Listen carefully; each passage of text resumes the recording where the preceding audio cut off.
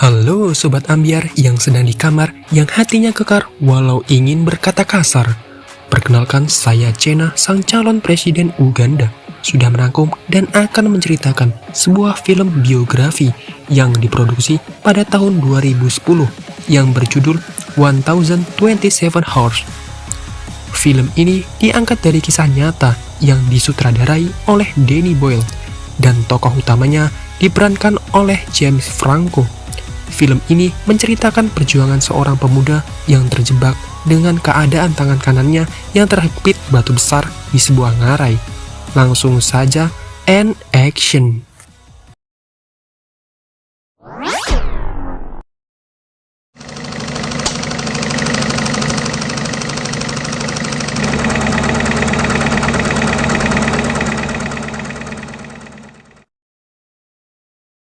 Kisah dimulai dari seorang pendaki dan petualang yang bernama Aaron Ralston.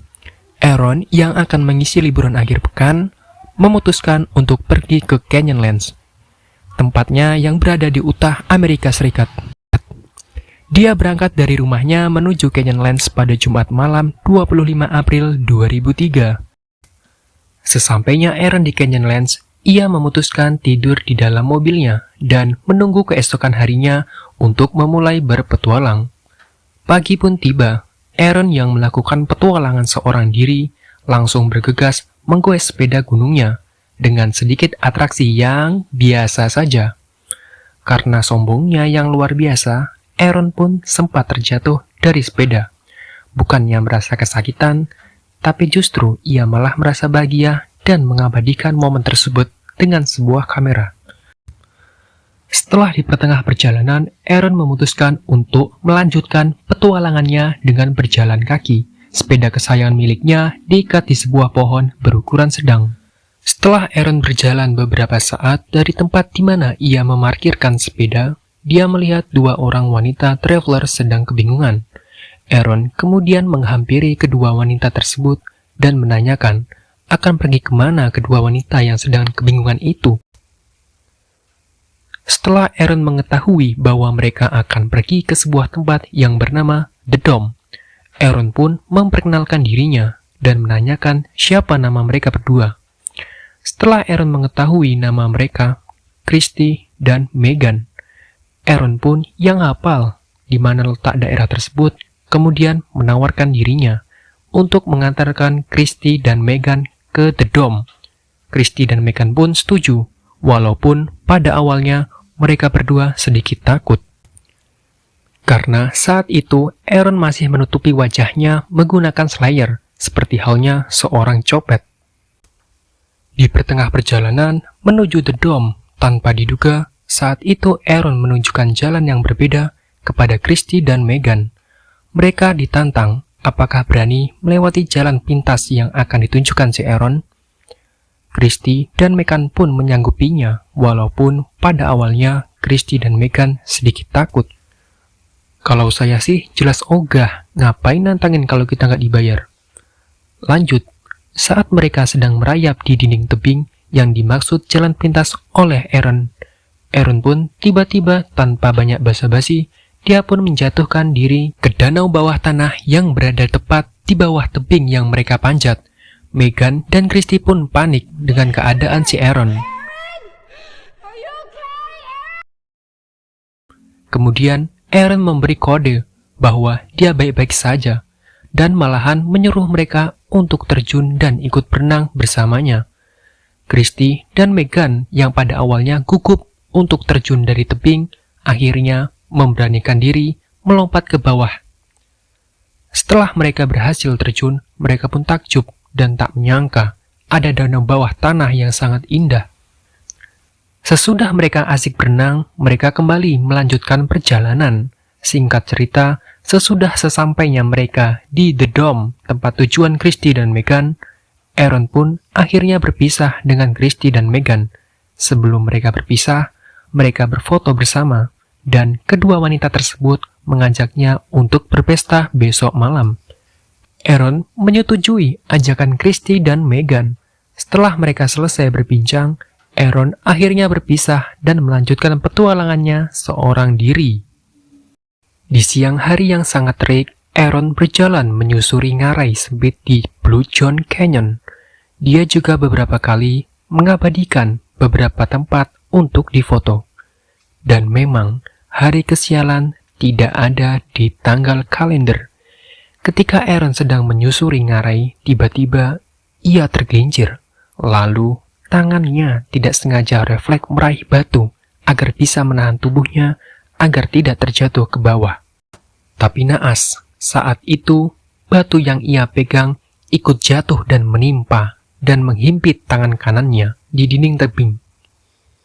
Terjebak, ia mencoba meminta pertolongan kepada Christy dan Megan, berharap mereka mendengarnya. Namun ia menyadari bahwa ia sendirian. Aaron kemudian mencoba tetap tenang dan mencari cara bagaimana dia menyingkirkan batu besar itu. Lalu, ia pun mengeluarkan isi dari dalam tas backpacker miliknya, berharap ada alat yang bisa membantunya untuk menyingkirkan batu yang menghimpit tangannya tersebut. Dia memilih untuk menggunakan pisau serbaguna untuk mengikis pinggir batu yang menyepit tangan kanannya.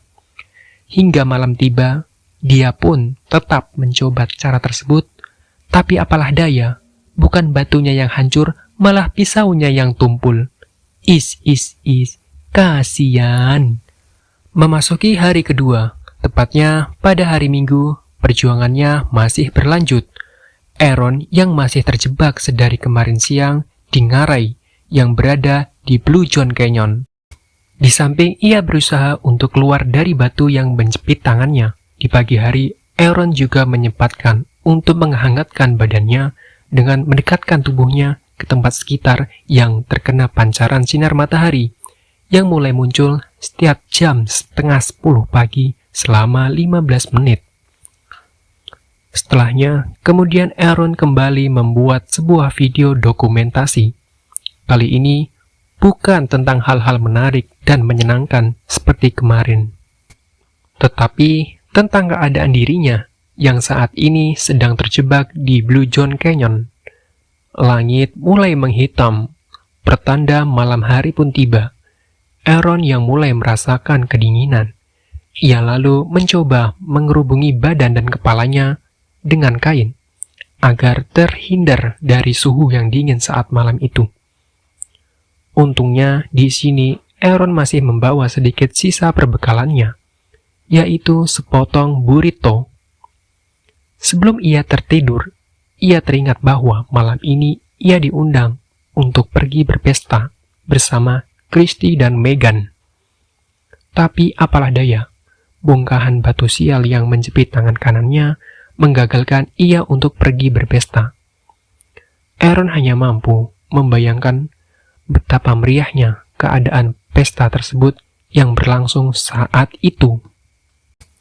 Di pagi hari yang cerah, tapi tidak untuk Aaron, dia masih berusaha sekuat tenaga yang ia punya dari pagi hingga siang melakukan hal yang sama seperti hari-hari sebelumnya.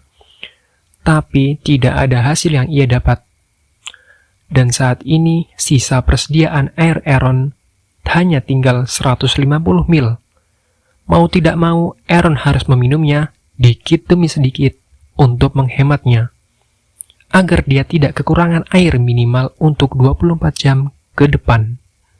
Dan di hari inilah ia menemukan pertama kali ide gilanya untuk memotong tangan kanannya. Kemudian ia memulainya dengan sebuah pisau lipat serbaguna. Tapi di percobaan pertama dengan ide gilanya tersebut, Aaron gagal untuk memotong lengan kanannya. Di scan ini, Aaron berkata dengan sedikit sarkas. Dia berkata, "Jangan membeli perlengkapan murah buatan Cina. Benda ini dilengkapi dengan senter yang tak berguna." Tapi memang, ada benernya juga sih. Barang buatan Cina emang murah-murah, tapi cepet juga rusaknya. Ya enggak? Kok malah bahas barang Cina sih? Kita lanjut. Aaron yang sedang melamun tidak sengaja menyenggol sisa air di botol, yang membuatnya kehilangan cukup banyak persediaan air, dan hanya tersisa sedikit. Tiba-tiba, langit yang tadinya cerah, seketika suasana benar-benar berubah, menjadi gumpalan awan gelap. Tak lama kemudian, hujan yang cukup deras mengguyur Blue John Canyon. Aaron yang masih terjebak di bawah mulai merasakan ancaman dari air hujan yang mulai memenuhi tempatnya. Dia berusaha untuk tetap bertahan dan melepaskan batu besar sialan yang menghimpit tangannya. Aaron yang masih dalam keadaan tangan kanannya terjepit batu, tak bisa berbuat banyak. Akhirnya, ia pun tenggelam akibat debit air yang mengalir begitu derasnya. Saat itu, Aaron berada di dalam air. Ia berusaha untuk keluar dengan tenaga yang masih ia miliki. Usahanya tidak sia-sia. Akhirnya, batu sialan itu pun terangkat dengan bantuan tekanan air. Singkat cerita, Aaron langsung menuju mobil dan langsung tancap gas untuk bergegas menemui mantan kekasihnya. Setelah sesampainya di rumah sang mantan, Aaron yang sudah memohon-mohon tanpa banyak cincong, akhirnya ditolak mentah-mentah oleh sang mantan dan tidak diizinkan untuk masuk ke rumahnya. Aduh, sakitnya. Udah sakit di tangan, malah ditambah di hati. Bentar, kayaknya ada yang aneh. Mana mungkin endingnya begini-gini? Ternyata, itu hanyalah mimpi Aaron saat dia tertidur. Sat. Pagi hari pukul 7, tepatnya hari Selasa, Aaron kembali membuat video tentang kondisi terkini dirinya. Tapi kali ini sangatlah berbeda. Aaron yang saat itu sudah sangat pesimis dan beranggapan dia akan mati perlahan. Sebagai cara untuk menghibur dirinya sendiri, Aaron mencoba membuat video seolah-olah dia berada di sebuah acara morning show. Dia berperan ganda, menjadi host dan bintang tamu. Cara ini sangatlah amat cerdas, bukan? Di akhir video, dia mengatakan bahwa ia sangat menyesal karena tidak menjawab pertanyaan ibunya yang menanyakan kemana ia akan pergi saat itu. Tapi apalah daya, nasi sudah menjadi bubur, bukan bubur yang menjadi nasi. Aaron saat ini hanya tinggal seorang diri, dan yang hanya bisa menolong adalah Tuhan dan dirinya sendiri. Di pagi buta, saat sang surya masih belum menampakkan keindahan sinarnya, Aaron mulai merasakan dehidrasi yang parah. Ia sudah kehabisan logistik dan air, yang diakibatkan oleh kesalahannya sendiri dengan menyenggol botol air miliknya hingga tumpah. Mau tidak mau, ia pun dengan terpaksa meminum air urinnya yang sudah ia tampung di botol.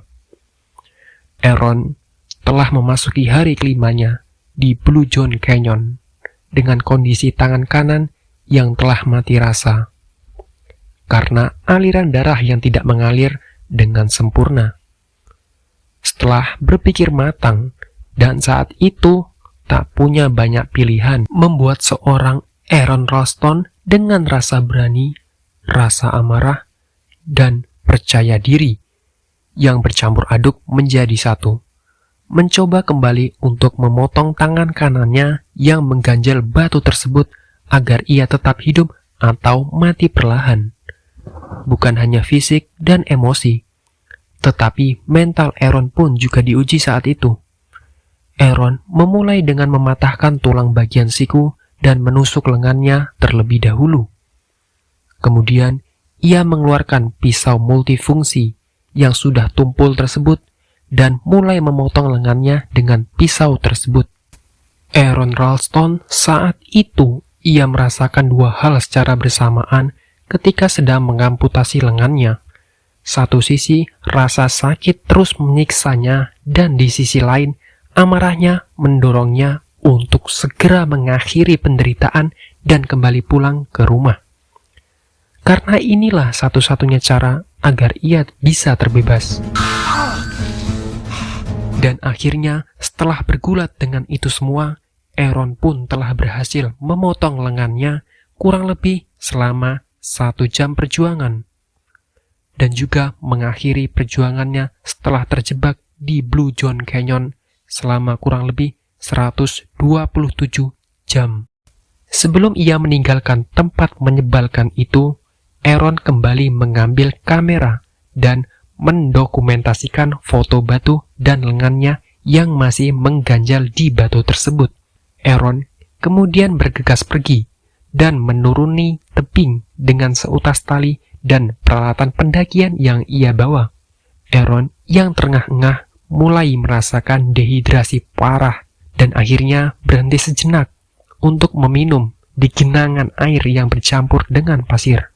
Aaron yang tetap melanjutkan perjalanan dengan kondisi yang sudah sangat amat lemas, terus memaksakan langkahnya untuk mencari pertolongan. Nasib baik mulai menghampiri Aaron. Dia melihat 3 turis yang sedang dalam liburannya. Aaron pun berteriak untuk meminta pertolongan mereka. Turis yang beranggotakan satu keluarga tersebut menoleh ke arah suara teriakan Aaron yang meminta tolong. Saat dihampiri, Aaron memberitahu kondisi yang telah terjadi padanya dan menyuruh 2 orang dari mereka untuk berjalan terlebih dahulu untuk mencari bantuan medis. Aaron yang juga sedang mengalami dehidrasi parah meminta kepada para pengunjung yang menolongnya untuk meminta minum mereka. Setelah menunggu beberapa saat, akhirnya pihak keamanan Canyonlands datang dan membawa Aaron untuk mendapatkan pertolongan medis lebih lanjut menggunakan helikopter. Pesan yang bisa kita ambil bersama dari film ini adalah kemenangan dan keberuntungan akan menghampiri kepada orang-orang yang tak pernah berhenti mencoba, bukan kepada orang yang tidak melakukan apa-apa dan hanya menunggu keberuntungan dan berharap keajaiban akan datang kepada mereka tanpa mereka berusaha. Saya Cena, sampai berjumpa kembali. Salam literasi, bukan mucikari, ayo beraksi. Ciao!